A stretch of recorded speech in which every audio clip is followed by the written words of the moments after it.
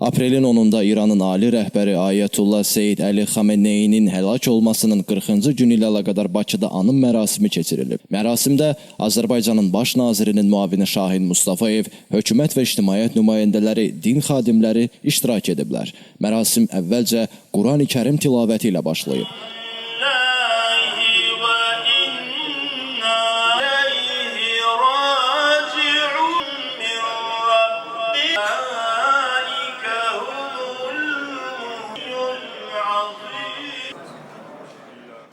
Qafqaz Müsəlmanları İdarəsinin sədri Şeyxülislam Allah Şükür Paşazadə çıxış edərək Seyid Əli Xameneyi ilə bağlı xatirələrini bölüşüb. Onun zəngin mənəvi irsindən və İslam dünyasındakı rolundan danışıb. Şeyxülislam eyni zamanda dünyada baş verən münaqişə və fəlakətlərin aradan qalxmasını diləyib, bəşəriyyət üçün sülh, əminamanlıq və rifah arzularını ifadə edib. İranın ölkəmizdəki səfiri Müçtəba Dəmirçilu çıxışında Seyid Əli Xameneyinin həyat yolu, dövlət və din sahələrindəki fəaliyyəti, həmçinin İslam dünyasına verdiyi töhfələrdən bəhs edib. O, gərginliyin ilk günlərindən etibarən Azərbaycanın göstərdiyi həmrəyliyi, humanitar və mənəvi dəstəyi xüsusi vurğulayaraq buna görə ölkəmizə minnətdarlığını bildirib. Sonra çıxış edən din xadimləri dini dəyərlər və mənəvi irs barədə danışıblar. Mərhumun xatirəsi ehtiramla yad edilərək, onun dini və ictimai fəaliyyəti yüksək qiymətləndirilib. Qeyd edək ki, Ayətullah Seyid Əli Xameneyinin həlak olmasının 40-cı günü ilə əlaqədar bugün Naxçıvanda da anım mərasimi keçirilib.